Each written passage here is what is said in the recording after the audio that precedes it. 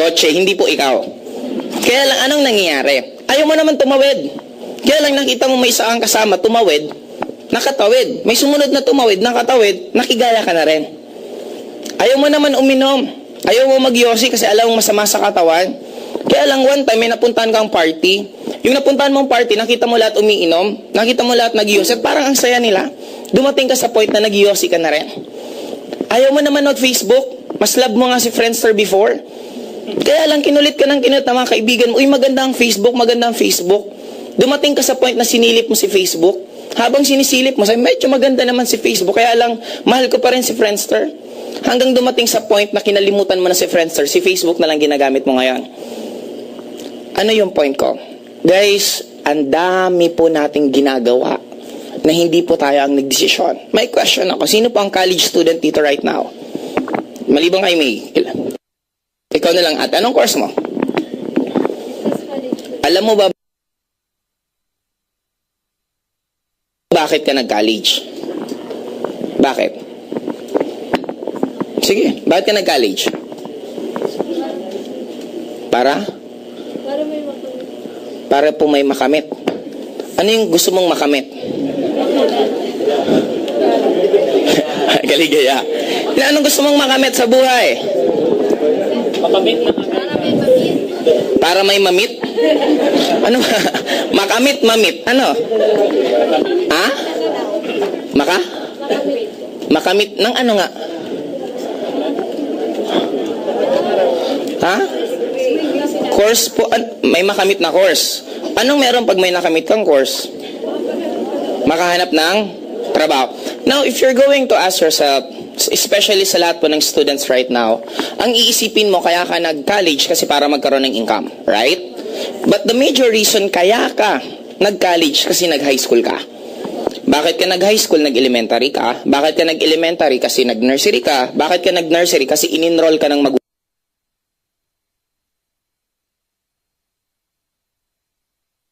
magulang mo? Ibig sabihin po, we have plenty of things na ginagawa natin right now na hindi tayo nag-decide. Sino ang nag-decide? Parents natin. But the question is, nakita ba ng parents natin kung ano mangyari sa panahon ngayon? No. Yung formulang binigay nila sa atin, napaka-effective nun. Nung panahon, nung binigay nila, but not now. Ang daming nag-aaral. Ang laging binobombard sa atin sa loob ng school after makagraduate ka, gaganda buhay mo. Pero after mo graduate, wala nang pakialam sa yung school. Bahala ka buhay mo kung may mahanap kang trabaho or wala. Now, my point is, bakit kailangang gawing mahirap ang tao? Okay? Ang title po ng ano ko, tawag niyan? Itong topic natin, this is JLIM Changing Mindset. Actually, this is accumulated na information. Hindi lang to galing sa akin, sa mga libro, sa mga kaibigan ko na namimit ko na simpo kami ng mag-isip, at sa mga iba't ibang experience ko rin sa buhay ko. Now, we are all victim. Victim tayo ng isang paniniwala na gusto tayong sadyang gawing mahirap. Bakit kailangan gawing mahirap ang tao? Kasi pag ang isang tao mahirap, madaling makontrol. Tama, mali. Pag mahirap ka, wala ka lang ibang goal, kumita ng pera. Habol ka ng habol ng oras. Sometimes hindi mo na alam kung nabubuhay ka pa eh.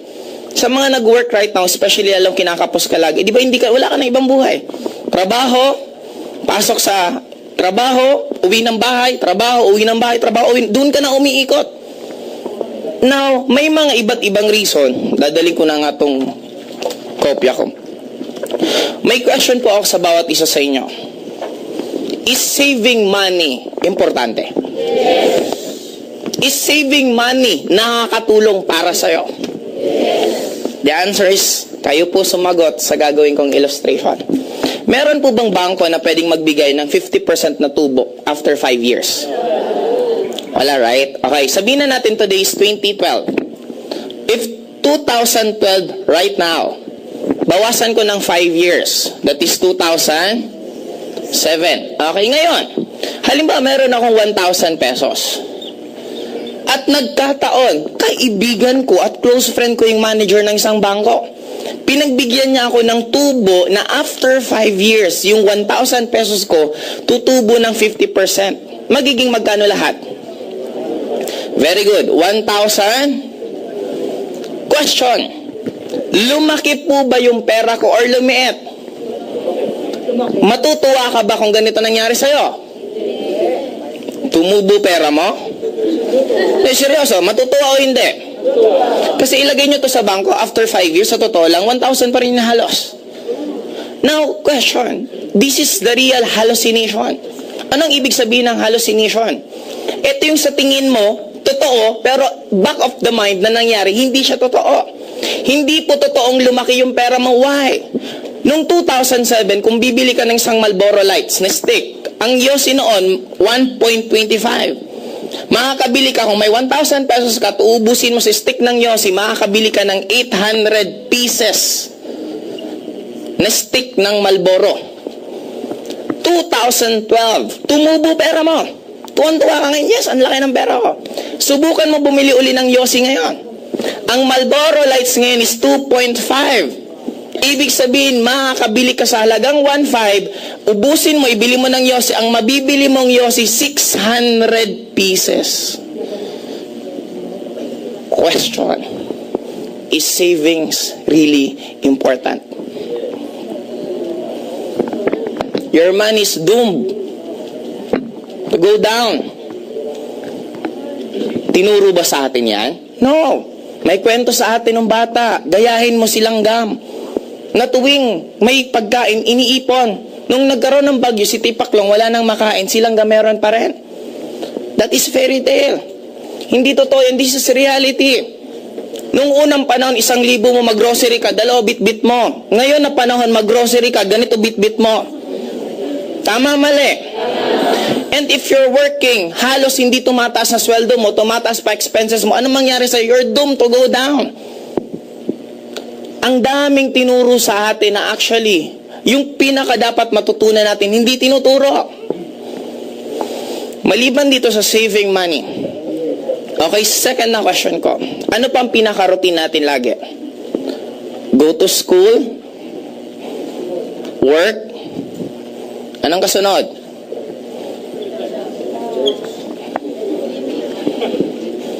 Now, this is very important. May mga matatakil ako, sino yung may mga pakana ng pagiging mahirap natin. Sa mga mababanggit ko pong institution, hindi ko po tinutukoy ang isang person mismo. Just like one of the greatest tool kaya tayo nagiging mahirap is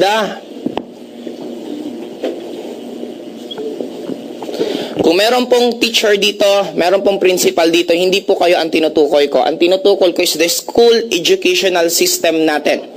Bakit? Ano bang meron sa school? Sa school, pinapanish ang pagkakamali. Pag nagkakamali ka, bobo ka. Parang ganito, nag-take ako ng exam. 1, 2, 3, 4, 5, 6, 7, 8, 9. Tama ko lang number 1. Anong tawag sa akin? Bobo. Masarap bang tawaging bobo? Masarap bang pakinggan tatawagin yung naka-perfect at sasabihan ng teacher, etong naka-perfect na to, magiging successful to. What about you na isa lang tama mo? Mali-mali ka na nga, dinaon ka pa, pagtatawan ka pa ng classmates mo. Di ba ang sarap sana kung babaguhin? Instead na i-punish yung pagkakamali, sabihin ka, uy, congratulations, pinerfect mo yung number 1, ang galing mo. Di ba mas masarap pakinggan yon? Bakit kailangan mo i-pull down ng isang tao para may ibang umangat? Kung pwede naman kayo pare-pareho umangat. Sa school, ang binibida, si top 1, si first honor, si valedictorian, si cum laude. Hindi nyo ba alam na mas mahirap ang pinagdaanan yung may mga bagsak? Bakit? Ang hirap kaya bumagsak ka, tapos pagtatawanan ka, tapos matatakot ka, sasabihin mo sa magulang mo na may bagsak ka, tapos after nun, ipopursu mo pa rin na mag-aral ka hanggang makagraduate ka. Sino bang kinocongratulate sa graduation? Si first honor. Bakit? Hindi ba mahirap yung pinagdaanan ng mga normal na estudyante? No. Now, sa loob ng school, the moment nag-fail ka, bobo ka, hindi ka magiging successful at maghihirap ka. But in reality, failure and success, magkakambal yung dalawa. You will never become successful unless you fail. Fail means first attempt in learning. Now, after failing, anong susunod na mangyari sa'yo? You will gain experience. After gaining experience, next is you will have the right decision, gawin yung mga bagay na gusto mo, at then, you will be successful. Wala pong bata na natutong maglakad na ang gamit lang isa. Ano yung point ko? This is just like our feet. My left feet, left foot, right foot. The moment mag-step ako, step left, step right, step left, step right. Ano nangyari? Nag-aabante ako atras. And this is very important po sa atin. We need to realize that failing is very important and very crucial for you to become successful. Maraming nagsabi sa amin, kaya kayo nakaka-recruit kasi marami kayong pera, kasi magagaling kayong magsalita. You're wrong. Kaya kami gumaling magsalita dahil sa sobrang dami ng nakakausap namin na pilosopo, na nagre-reject sa'yo, mga negative na tao. Sa sobrang dami, dun kami gumaling ng gumaling, kaya kami naging magaling. In short, kahit hindi ka marunong, it's normal. Wala pong natuto na first attempt niya, magaling na siya. Lahat ng natuto, parang pagluluto yan. Paano ka magiging magaling na cook? Pag tumimpla ka at medyo matabang, anong susunod gagawin mo? Pwedeng dagdagan mo ng asin, dagdagan mo ng suka, hanggang makuha mo yung eksaktong formula. Pagdating ng oras, magiging magaling kang cook. Ibig sabihin, lahat magsisimula saan? Nasunugan ka, di ba? Nagluluto ka, nasunog yung niluto mo, okay lang yon. We need to love. Now, may question po ako. If you want to become successful in your life, you need to be childlike. Anong childlike? Ugali ng isang bata. Pansinin nyo pag may infant sa bahay ninyo. Infant, batang-bata pa. Gusto niyang kumain. Sabi niya gusto niyang maggatas. Anong gagawin niya? Iiyak. Palitan mo yung lampin. Anong gagawin niya? Ihele mo. Anong gagawin niya? Padidiin mo. Anong gagawin niya? Tatahan. Ibang senaryo. Basang-basa yung diaper ng bata. Gustong-gusto niyang palitan yung diaper niya. Anong gagawin niya? Iiyak. Pinakain siya, pinadede siya. Anong gagawin niya? Inihili siya. Anong gagawin? Palitan yung diaper. Anong gagawin? You see, yung bata hindi marunong magsalita pero lahat ng gusto niya nakukuha niya. Why? He doesn't quit hanggang hindi niya nakukuha yung mga bagay na gusto niya. The problem with us, habang lumalaki, ang daming nilalagay sa yung wall. Ang daming nilalagay sa yung obstacle. Nag-networking ka, nag-fail ka lang ng ilang buwan, anong sabihin mo? Hindi kasi para sa akin yan eh. Para kasi sa ibang tao yan eh. Kasi sila maswerte na kasi nauna ako, huli ako eh. Ako kasi pangit, sila gwapo. Di ba kahit ano na lang rason, masabi mo lang. Para ma-justify mo lang yung nangyayari sa'yo. But take note guys, ang bata, maliban sa hindi sila nagko-quit, second, madali silang tumawa. Lahat po tayo may tinatawag ako na lahat ng bata is genius nung pinanganak. Genie in us. Yun ang ibig sabihin ko ng genius. Lahat po tayo merong genie sa loob ng katawan natin. If you're familiar with the movie of Aladdin, actually yung pinaka-first na movie nun, hindi po siya 3 wishes. It is an unlimited wish. Now, pansinin mo, pag meron kang gusto na isang bagay, saan ba nagsisimula lahat? Sa utak mo. Gusto mong kumain ng egg sandwich. Iisipin mo, masarap kumain ng egg sandwich. Now, I have 2 choice. Bibili ng egg sandwich or magluluto or gagawa ng egg sandwich. Now, pansin mo maya-maya, kumakain ka na ng egg sandwich. Ibig sabihin, saan siya magsisimula lahat? Your thoughts. Kaya lang, we are the victim again of tinatawag ng social conditioning. Sa school, anong tawag? Is number 1, anong tawag pag cheating?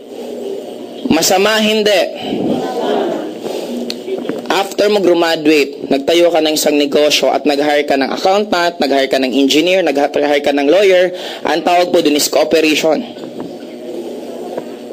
Now, anong pagkakaiba ng cheating sa cooperation?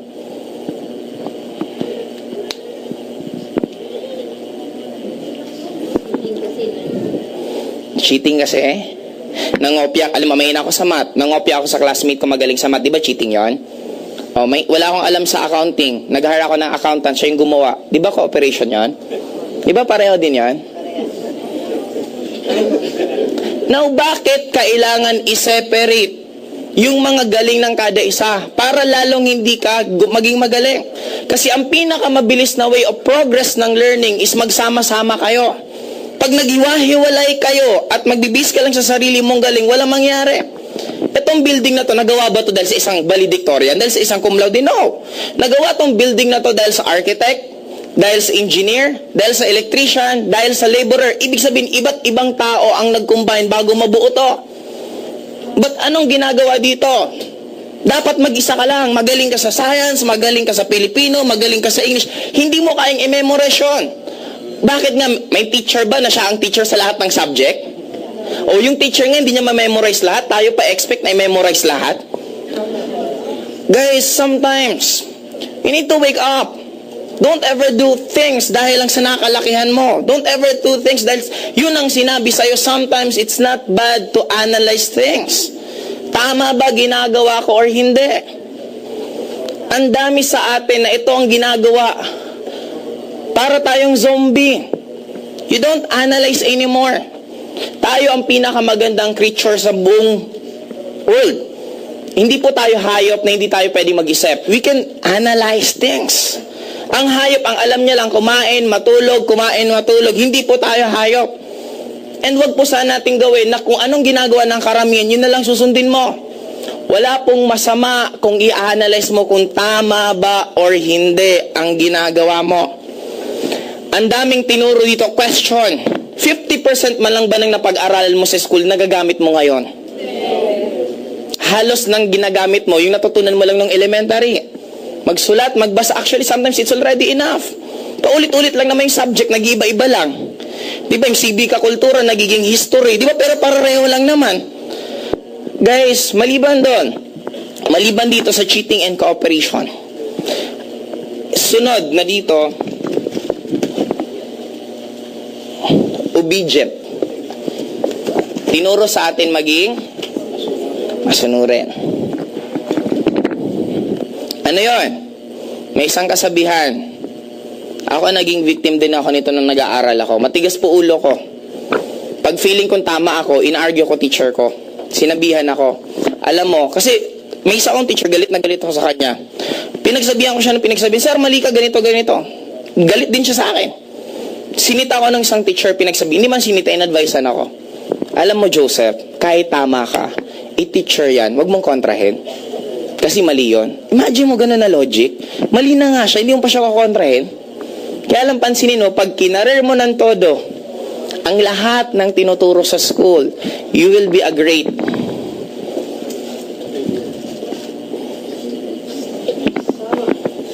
Pansinin mo, lahat ng ginagawa sa school, after you graduate, ginagawa sa trabaho mo. Almost 8 hours a day ang trabaho sa school, ganun din ang trabaho. Bawal mong kontrahin ng boss mo kasi pag kinontra mo, masama ka. Ganon din dito, bawal mo kontrahin ng teacher. Hindi mo na dapat pag-aralan pa yung ibang bagay kasi pag pinag-aralan mo yung ibang bagay, baka matuto ka, guyahin mo yung negosyo niya. Kaya di ba may separation sa job? May iba kang gagawin na hindi mo alam yung ibang gagawin, hindi rin nila ibang gagawin para hindi ka magkaroon ng conclusion na automatic, pwede mo palang gayahin yung ginagawa niya, automatic, pwede ka rin pala magtayo ng ganong klaseng negosyo. Kaya lang sadya siyang sinosuppress. Bakit? Para you're so busy. May tanong lang po ako. Sabi ko nga po sa inyo, oy, dumi. Ano yun? Meron pa ba? Ano yun, itim? Meron pa? Uy, pahingin naman ng tissue. Ayan, isipin nyo na lang ako, si Nora Honor, lumipat lang dito. Okay. Ngayon, nawala tuloy ako. Yun. May dalawang klaseng alipin noon. Ayun, thank you po, sir. Hindi nyo pa naman to okay. Malay mo siningahan eh. Anyway. Anyway, ganito guys. May dalawang klaseng alipin before. Alipin sa gigilid, aliping namamahay. May question po ako sa bawat isa. Ang alipin po ba may freedom? May uniform po ba sila? Okay. Ngayon, meron po ba silang savings? Halos wala rin. Ngayon, second question. Ang nagtatrabaho po ba may freedom? Meron po ba silang uniform? Meron po ba silang savings? Again, zombie. Meron po bang uniform ang zombie? Oh, may distinction sila. Mahalata mo naman ng zombie. Tama? Ang dami naman yan. Okay, sunod na question. May freedom po ba ang zombie? Wala. May gawa silang move na sila lang gumagawa. Ano pagkakaiba ngayon? Nung alipin sa gigilid, alipin na mamahay, sa updated, ang tawag namin dun is, nakalimutan ko yung term eh. Basta parang dinamitan na slaves. Sumunod sa zombie. Anong difference ng tatlo? It's all the same. And as I see, lahat sa inyo, I don't see zombie. I don't see slaves. All I see a person. A person na naging victim ng social conditioning na sinadya tayong sabihan, hanggang ito lang kaya mo. Hanggang ito lang pwedeng gawin mo. Hindi mo na pwede, huwag ka na mangarap. Second factor na nagdadagdag sa maraming tao maging mahirap. Tingin nyo, sinong pwedeng humula? The second, number one, school. Number two, parents, pwede rin po pero meron pang isa maliban sa parents.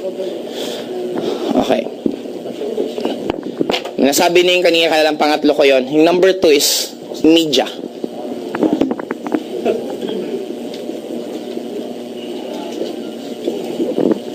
Ang dami pong palabas na walang kakwenta-kwenta. Nanonood ka ng PBB. Anong meron doon? Aabangan mo yung mga buhay-buhay nila. Anong meron doon sa'yo? Tuwan-tuwa ka manood. Scripted naman lahat yon. Tapos sometimes kung anong gusto nilang pasikatin, yun ang papasikatin doon. Meron dating member ng PBB, member ng AIM na galing PBB. Kung anong gusto nila maging ugali mo, yun yung papalabas nila. Gusto maging masama ka, mataray ka, yun ang gagawin nila. Gusto maging mabait ka, yun. Willing-willing tayo manood noon. Anong nadadagdag sa buhay mo? Soap opera. Di ba? Imbis hindi ka madrama, nagiging madrama ka sa papanood noon.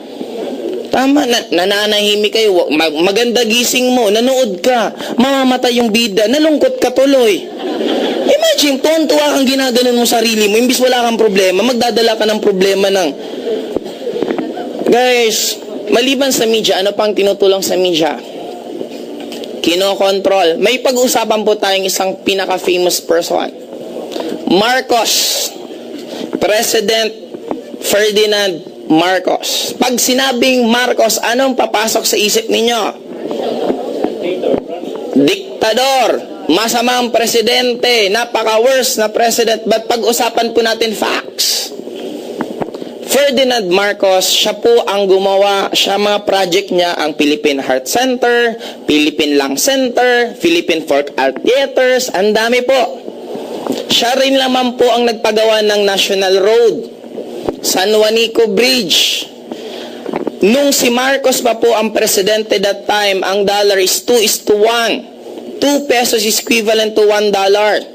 Nung si Marcos pa po ang presidente, Asia is the top second most powerful at mayaman na country nung panahon niya.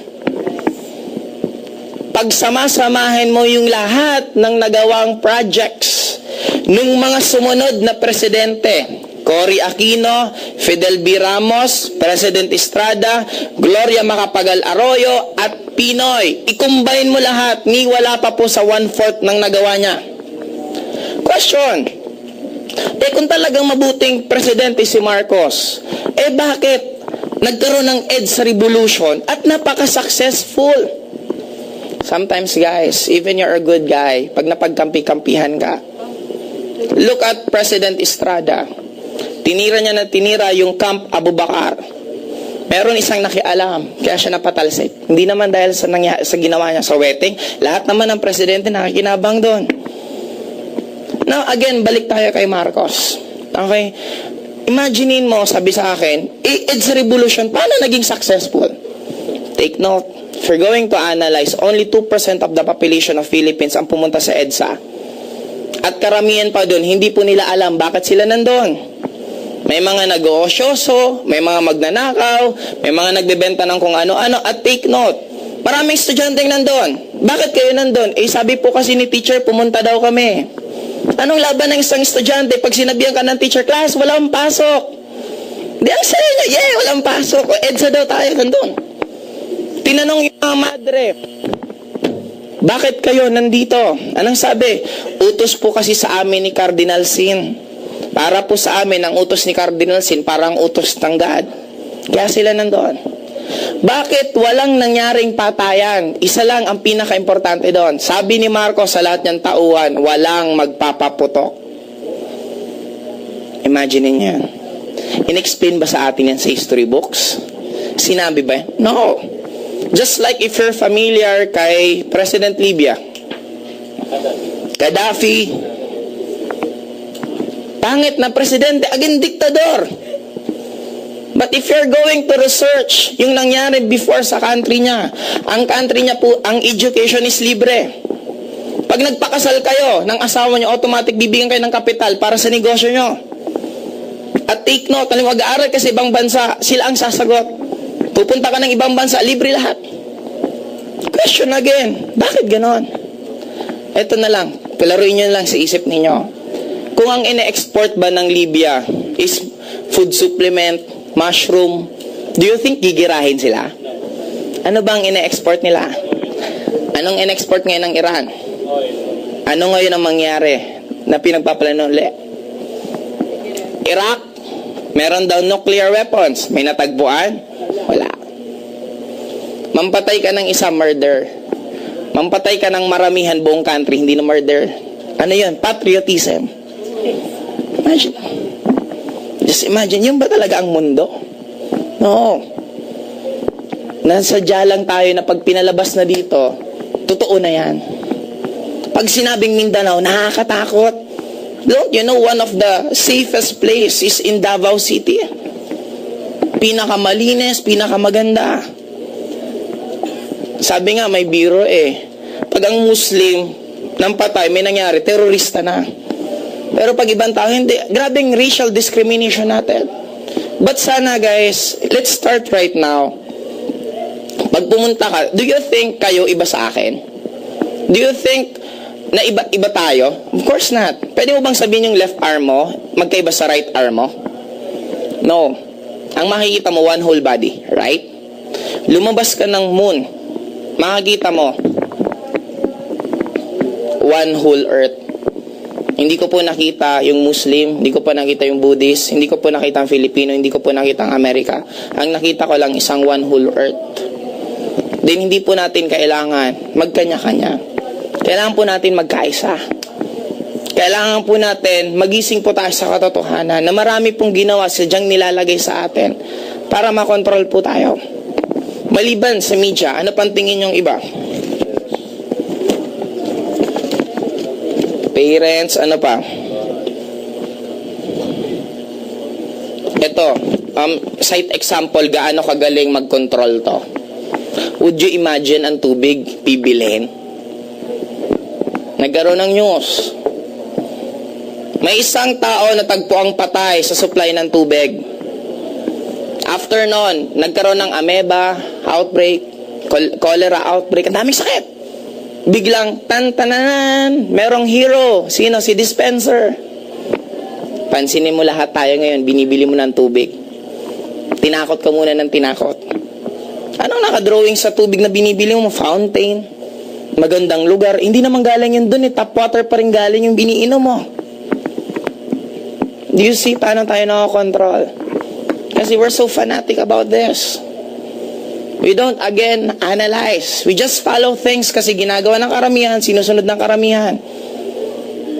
Now, it's about time to start again. Number 3. Guess.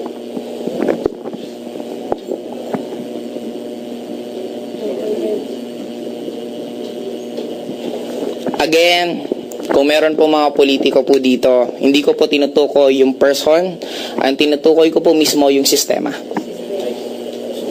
Government, anong pinaka one cause ng tao hindi nagsusumikap?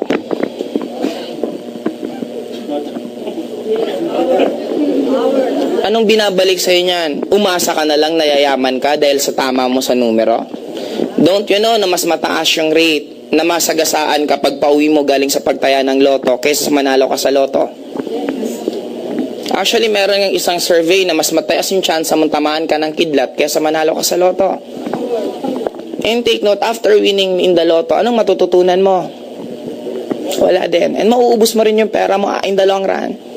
If you want to become rich, huwag mong dayain. Huwag ka mo dito. Marami nga akong tanong pagdating sa mga batas natin sometimes. Masama ang droga kaya bawal, nagkakos siya ng violence, nagkakos siya ng maraming mga problema sa atin. Bakit ang alak nililigal? Masama ang sugal kaya bawal ang weteng. Bakit hindi hinuhuli yung mga nasa kasino? Bakit pag sugal ng mahirap hinuhuli? Saklaan bawal. Sinisipa, hinuhuli, ibinabalita sa TV na ayan mga sugarol. Bakit hindi man lang nila pasukin yung kasino dyan? Ang daming pwedeng source ng income maliban sa ang tao sa dyan gawin mong sugarol. Ayusin lang, una, yung pagkokolekta ng tamang buwis. Sino lang nagbabayad ng buwis ng tama? Empleyado. Bago mo makuha yung sweldo mo, tanggal na yung buwis. Ang negosyante hindi. Na paglalaroan pa sometimes. Ang daming pwedeng way. And ito din, baka sabihin nyo, kasi ang gobyerno natin corrupt, guys. Before you tell them na corrupt, make it sure na tuwing election hindi ka nang hihingi ng pera. Kasi ang problema, malay mo, sa atin din nag-start. May tatakbong politiko, hindi pa nga nakakaupo, ang dami nang humihingi. Pahingi, nagkasakit ako, wala akong pamasahe, wala akong ganito. Pag hindi ka binigyan, magagalit ka pa sa politiko. Ay, napakakuripot na, hindi ko yan iboboto. Tapos, do you think pag nanalo siya, babawi sila? Hindi, of course, babawi yon. Kaya start natin sana ang change sa atin, hindi sa ibang tao, hindi sa gobyerno, hindi kung saan sa atin. Bakit kailangan ang tao sadyang gawing mahirap? Kasi madali kang makontrol lahat dito. Sometimes, ito na nga inisip natin tagapagligtas nakakailang wish ka na sana yung presidente pag magbago na para yumaman ako. Guys, ilang presidente nang dumadaan sa'yo. Kung hanggang ngayon hindi kayo mayaman, hindi na po presidente ang problema, kung hindi sarili mo. Ilang presidente na dumaan sa'yo kung sobrang dami na. Now, pansinin mo ang batas. Familiar kayo sa mineral water? Yung maliliit. Alam nyo po ba, halimbawa, gumawa ako ng isang business ko na mineral water sa, Bicol. Bawal ako mag-distribute ng maliliit. Ang pwede ko lang i-distribute, malalaki. Bakit? Kasi nga umaray yung mga big companies na dapat bawal kasi malulugi sila. Kasi nga, alam mo, galing Manila, yung maliit na bote. Pagta-travel pa ng Bicol, may cost pa yan dahil sa travel. Kung taga Bicol na mismo yung may supply ng tubig, wala nang costing ng... Kinausap nila, nagkaroon ng batas na bawal ang mga maliliit na supply ng tubig na magbenta ng maliliit din. Question. Ano ang problema natin? Ang mahal ng kuryente. We have solar energy, hydro energy, wind energy na libre. Bakit hindi yun dinidevelop? Sa amin sa Bicol, meron nakaimbentong isang lalaki. Nagawa niyang patakbuhin ang isang sasakyan using a water. Nasaan na ngayon yung taong yon? Hindi sinuportahan ng government. Bakit? Umara yung tatlo. Si Petron, Shell, Caltex, ito milyon-milyon. Huwag niyong i-develop yan. Lulugi kami. Kasi ang tubig kahit saan. O ngayon, wala. We have so many things na dapat maintindihan. Kung tayo mismo magtutulong-tulong, makakapag-create tayo ng change. Pero kung magsisihan tayo, wala mangyari. Now, I would like to entertain any question before ako mag-proceed sa mga iba ko pang sasabihin. Any question po, kung meron po kayong gustong itanong about sa mga nasabi ko, you're free po to ask. Sige po, wag po kayong mahiya. Ako nahihirapan sa inyo, parang init. Oo nga, ang dami niyong pumunta Question, sino po may tanong? Para medyo relax lang tayo ng konti. Question, sige po sir. We are not going to be conventional, will not create disorder. Kung hindi tayo maging conventional, will not create disorder. Hindi naman po. Kasi ako hindi ko na inabot tong halos lahat sinunod ko. We don't need kasi to follow yung nakasanayan ng lahat. Sometimes we are also the victim. Sometimes even parents, pipilitin mo yung ayaw ng anak mo. Pinanganak pa lang yung bata, paglaki niyan, magiging magaling na engineer yan. Kung ayaw naman niya maging engineer. Kumbaga, we have our own free will na sometimes nadideprive. Kaya yung pinakatalit mo hindi rin lumalabas. Subukan mong gawin mo ang isang bagay na hindi ka masaya. Do you think mag-excel ka? Of course not. Pero subukan mo gawin ang isang bagay na masaya ka. Kaya lang, sabi ko nga, victim tayo ng isang pagpapalaki. What if pinanganak akong NPA? Lumalaki ako, nakikita ko yung mga kapwa NPA pinapatay ng militar. Pag lumaki ako, galit ba ako sa militar? What if pinanganak naman akong militar? At nababalitaan ko may mga NPA na pinapatay yung uncle ko na militar, yung tito ko na militar. Magagalit ba ako sa NPA? The question is, sino ba sa kanilang dalawa ang tama? Sino ba sa kanilang dalawa ang mali? Again, we are a victim, depende kung saan ka lumaki. And sabi ko nga, sana yun ang ma-realize ng bawat isa sa atin right now. Ako, itong topic ko ngayon, this is not also about networking anymore. This is about life. Nasabi ko, kung magsisimula sa atin yung change, who knows? You can never tell na because of sa atin, paunti-unti nagbago yung pananaw mo, imbis magsisika, tumulong ka na lang. Instead, sisihin mo yung ibang tao, gumawa kung anong way na pwedeng maitulong mo, and who knows? Dahil sa paglaki ng paglaki natin, maging malakas ang impact natin sa bawat isa. Question, sir, may tanong pa po ba kayo? May follow-up question pa. Question, another question. Alam mo bakit tayo masyadong takot na gumawa ng kakaiba? Kasi sa tinatawag na acceptance. Pag wala kang trabaho, parang ako naalala ko dati, nung nag-aaral pa after kong graduate, nung nag-networking na po ako, may isa akong uncle, pinuntahan ko, nire-recruit ko. Alam mo sabi sa akin, ikaw ba yung engineer na sinayang mo lang yung course mo? Imagine mo sabihan nga ng ganyan, para bang napakatanga ko na hindi ko alam yung ginagawa ko tama, nang alam niya yun lang. Take note, pag-usapan natin Bill Gates. Bill Gates is one of the college dropout ng Harvard. Hindi siya nakatapos ng Harvard. After being Bill Gates, pinatawag siya ng Harvard para bigyan ng isang award na one of the most successful students of Harvard. To be honest, sakit po ako ng ulo nung high school ako. Dumating po ako sa point, ultimo yung teacher ko, niyaya ko ng suntukan sa sobrang bad trip ko. Tingin nila sa akin, makukulong ako, hindi ako graduate ng college, malulunod ako sa droga, lahat na ng masama nasa isip nila. Nung naging Joseph Lim ako, kachat ko yung teacher ko, alam sabi sa akin, Joseph, we're so proud of you. At alam mo, napapamura ako nun habang, sabi ko, di nga. Parang ganon. And sometimes, they don't care, but on the end of the day, they don't care kung sino ka after mong yung grades mo. Ang pinaka-importante na yung success mo. Subukan mong mangutang sa bangko, tinatanong ba kung flat 1 ka? Tinatanong ba perfect mo ba yung history? Perfect mo ba yung accounting? No! They don't care about your grades. They only care, meron ka bang pwedeng isangla kung uutang ka sa amin? Anong pwede mong biro ko nga po isa pa, one form. Ito, teaser ko lang po ulit sa inyo kasi medyo mahaba po kung itatopic ko po yung iba. Sometimes, ako may question ako pagdating sa kinakasal. Ano ang tanong ng pare sa mag-ikakasal? Ikaw, lalaki, babae, tinatanggap mo ba yung lalaking to sa hirap at ginawa, bla bla bla bla. Bakit pag mangungutang ka ng motor, sinisiay ka? Utang ka ng motor, kaya mo ba magbayad? Magkano ba ang income mo per month? Ito bang bahay nyo talaga? Tutok-tok pa yung bahay mo kung talagang totoo yung bahay mo. Kasi di ba, mali mo, kung mga tabla-tabla yung after mangutang, nawala ka na. Di ba, ganang pagsisiay. After mapatunayan na kaya mong magbayad ng motor, papahiramin ka, papautangin ka. Tama, mali? Bakit sa kinakasal, hindi man lang tinatanong, ikaw lalaki, kayang bang buhayin to? May pera ba kayo na sapat na income para bumuhay ng isang pamilya? Yung motor na hindi buhay, pinapahalagahan. Yung tao na buhay ang pinag-uusapan, hindi pinapahalagahan.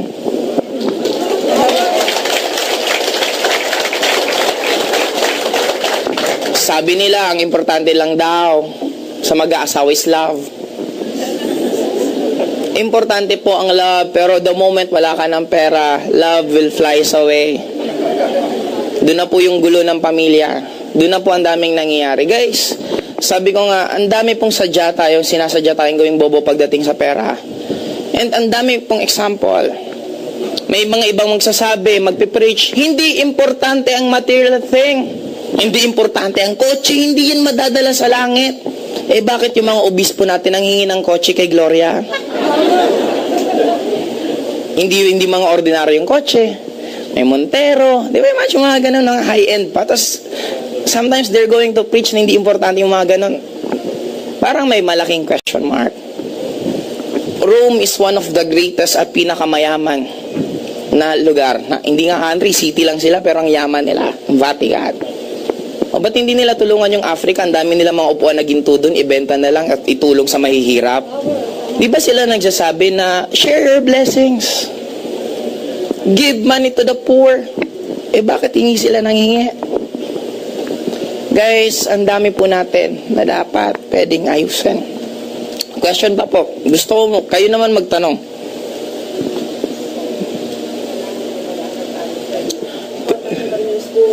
Importante po ang school. Importante ang learnings. Okay? But the school education system na pilit na tinuturo sa atin, yun po ang dapat maayos. After finishing your school, it doesn't mean na yun ang stop ng learnings mo. Akala natin, after you graduate, enough na to. Life is an ending process. Hindi po natatapos na learning siya. Matututo at matuto ka ng ibang bagay. This is not just enough. This is just very basic. I'm saying na you don't need to believe lahat ng meron dito. Sometimes you need to just ask yourself, tama ba or hindi yung ginagawa ko? Nakakabuti ba or hindi yung ginagawa ko? Then if yes, do it. If not, then don't do it. Kasi marami sa atin, ito, perfect example. Ito lagi ko itong na-mention. May isa akong na-meet na taga Malabon. Nagtatrabaho siya Ortigas. Tinanong ko magkano ang sweldo, ang sagot niya 300 pesos. Sabi ko, magkano pa masahe mo from here going to Malabon? Alam mo sagot, 160 pesos back and forth. Magkano ang matitira? 140. Tanong ko, yung 140 mo pa, doon pa ba ikakaltas yung pagkain mo, yung makeup mo, yung load mo lahat? Sabi niya, yes. Isang tanong ko, may natitira pa ba sa kinikita mo? Anong sagot?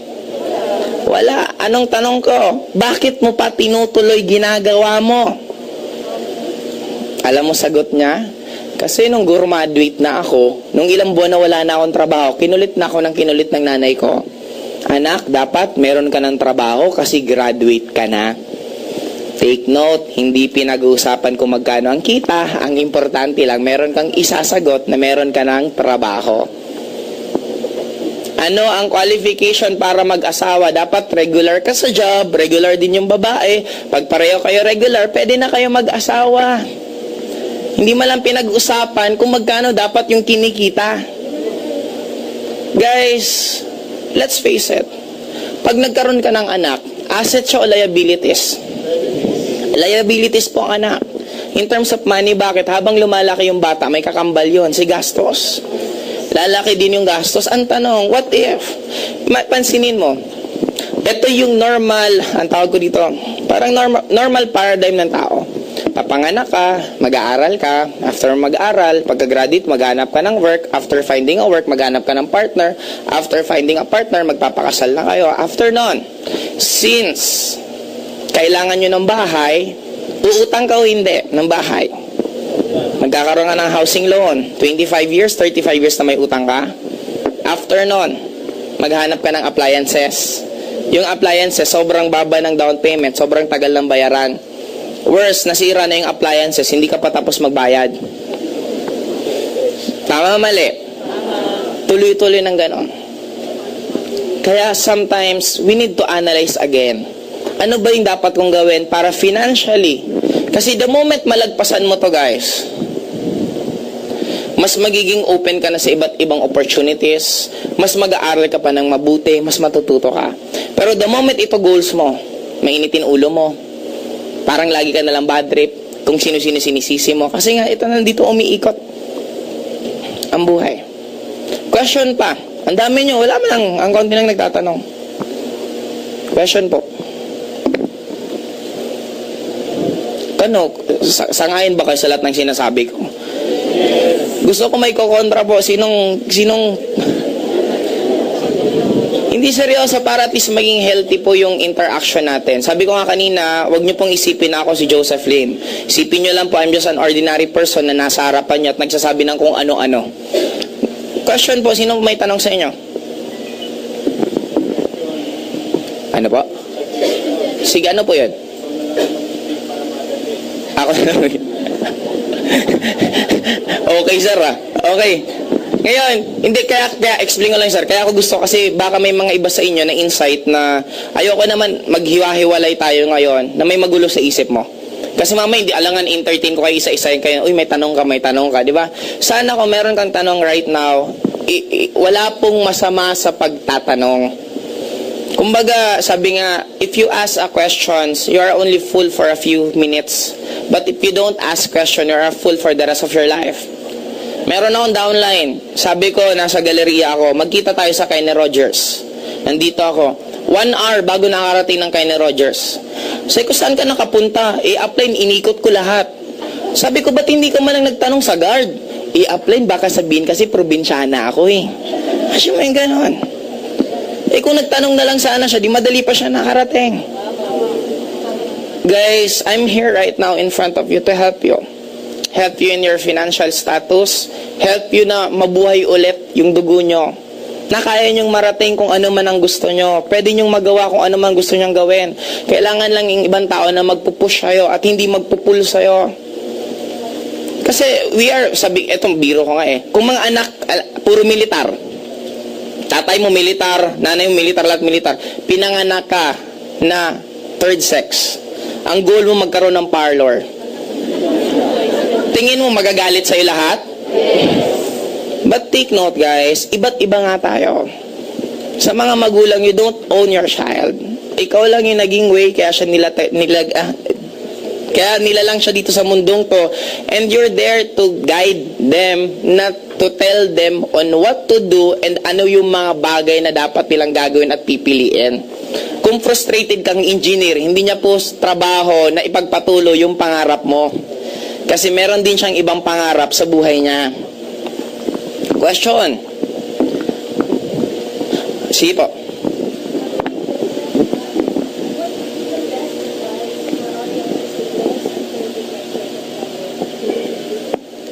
After graduate ng college or ayaw mo ng elementary pa lang high school?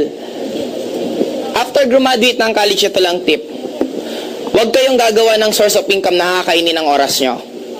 Kahit maliit lang yung income, basta hindi nakakain ng oras nyo, gawin nyo. Kasi mas nagiging open ka pa sa ibang opportunity.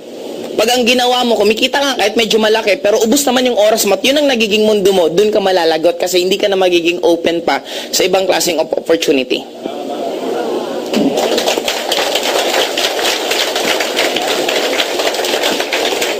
Question pa po.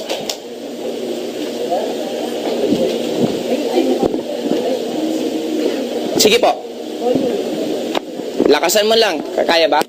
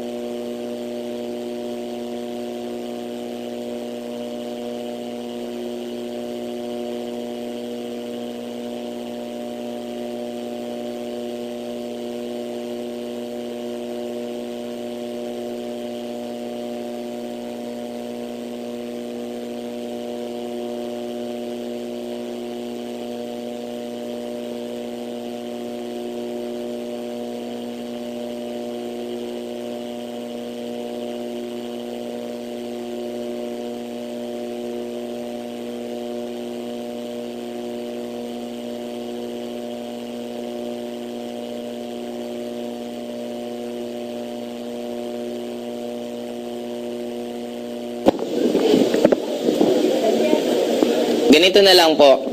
Actually po kasi sa Lasal ngayon, meron na po siyang networking course. Network marketing course ang Lasal. And take note, ang Lasal, pag nag-aral ka po, ang ituturo is theoretical.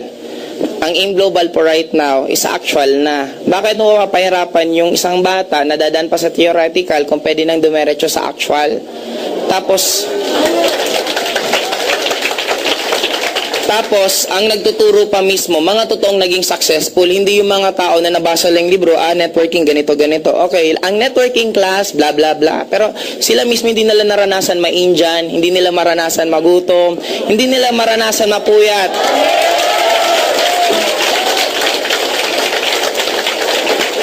Sabi ko nga, we are only victim ng tinatawag na acceptance. Sometimes we're willing to sacrifice our own dreams para lang sa sasabihin ng ibang tao. Kasi natatakot tayo. Ano na lang sasabihin ng mga kumari ko? Bakit yung anak mo hindi nag-college? Bakit siya nagni-networking? Di ba yan ang mga gawain ng mga taong walang pera, wala ng pangarap? Pero no. Bottom line po ma'am, nasa sa inyo po kung ano yung pinaka-goal nyo. Ang goal nyo lang, meron maidikit na diploma sa sa bahay ninyo. Meron naman pong recto, mas madali. Paggawa ka, idikit mo na lang doon.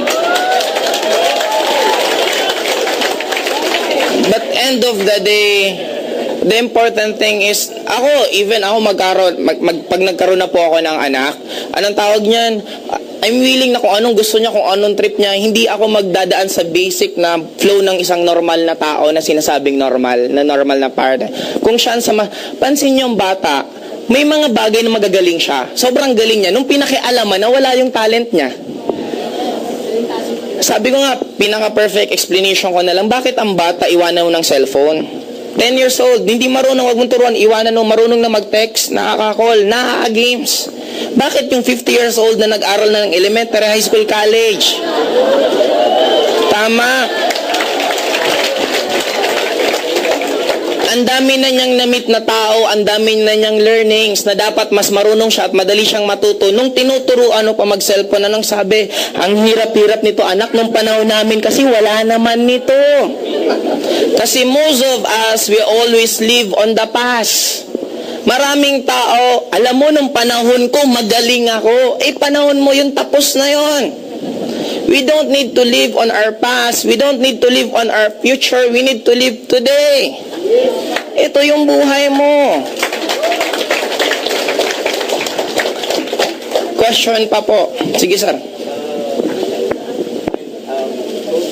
Kasi sabi mo kanina. Para marinig.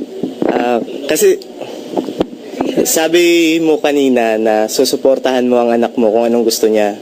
Paano kung gusto niya talagang mag-aral ng traditional way ng education natin? Anong sasabihin mo? Anong advice mo?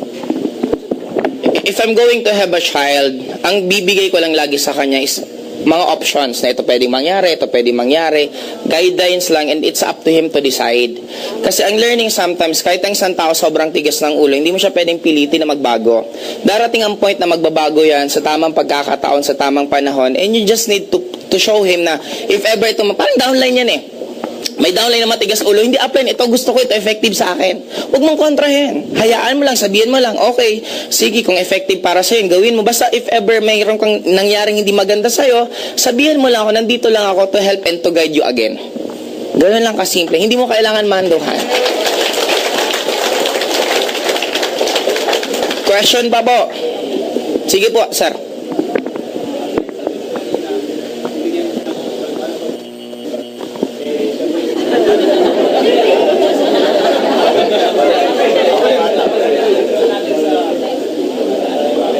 Hindi.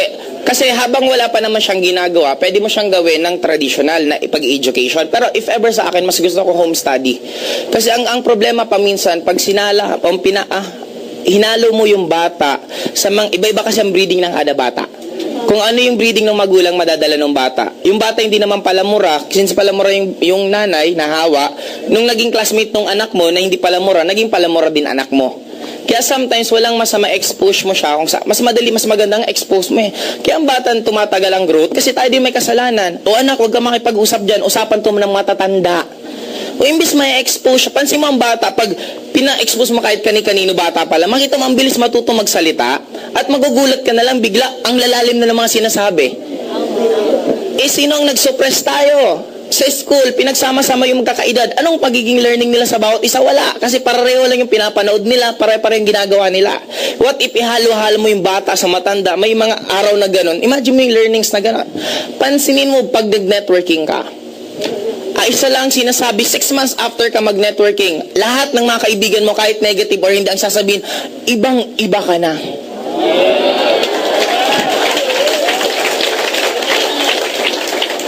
Dati hindi ka naman ganyan mag-isip. Dati ibang yun na lang nasasabi nila. Bakit ganun kabilis yung changes mo? Kasi nga ang dami mong namimit na tao na iba't iba. May mamimit kang mayaman, may mamimit kang pilosopo, may mamimit kang mapangarap, halo-halo. Napapabilis yung growth mo as a person. Bakit nagiging napakabagal? Sobrang busy tayo dito. Kaaabang sa mga nangyayari. Tama. Mga skandal, mga nangyari. Andyan, anong nangyari? Patingin nga. Pero yung iba na magaganda, wala kang pakialam. Pakialam ko dyan, hindi yan importante. Yung importante ito lang na nineglect natin. Yung hindi importante naman, yun ang inaabangan natin lahat.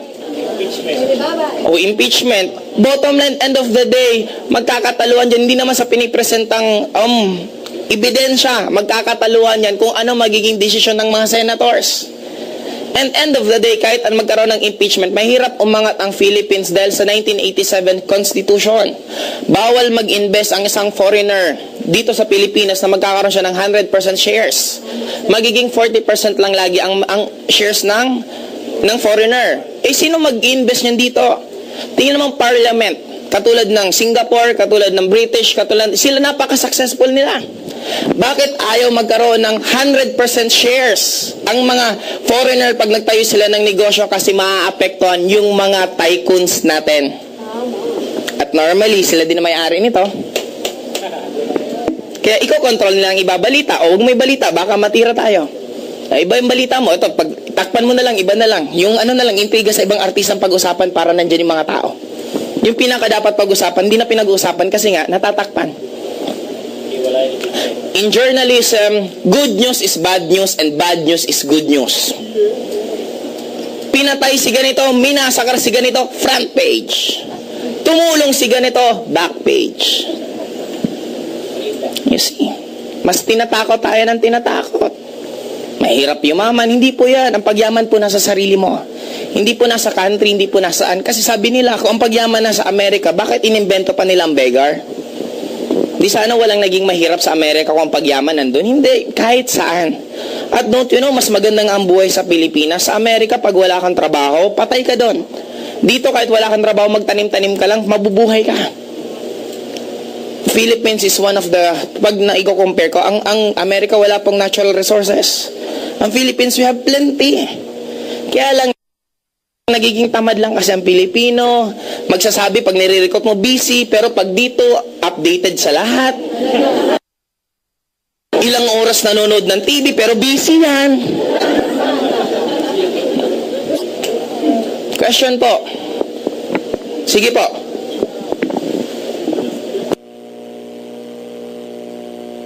May microphone ba tayong tawag yan? Wireless? O sige, wala daw.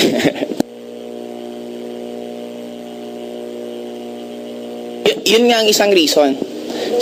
Yun na nga eh. Sinasadya nilang gawin para yung tao maging bobo pagdating sa income, para mas madaling makontrol. Kasi nga ang school, this is a factory of workers. If you want to become a successful workers, school ang karirin mo. Kasi totoo magiging napakagaling mong empleyado. Yun. Yun ang reason niya. Kasi sabi ko nga employment, it is designed not for you to become rich. It is designed for you to work for the rest of your life. If you want to work for the rest of your life, employment is a very, very good vehicle para mangyari yun sa buhay mo. But if you want to have a freedom, hindi po employment. Kasi pansinin mo, bakit ang sweldo sakto lang palagi? Kasi pag binigyan kita ng sweldong sobra, lalayas ka sa akin, makakaipon ka. Pero pag sineldong kita ng sapat lang for this day, babalik ka the following day. Bigyan kita ng sweldo mo sapat lang for the 1 month, babalik ka sa akin the following month. Kung bigyan kita 1 year, babalik ka sa akin. Tuwing balik ka ng tuwing balik. Ikaw nagtatrabaho, ikaw nagpapagod, ako walang ginagawa, ako yung mayaman. Yan ang reason doon. Question pa po. Last 4 questions bago tayo anong oras na ba? Sige po.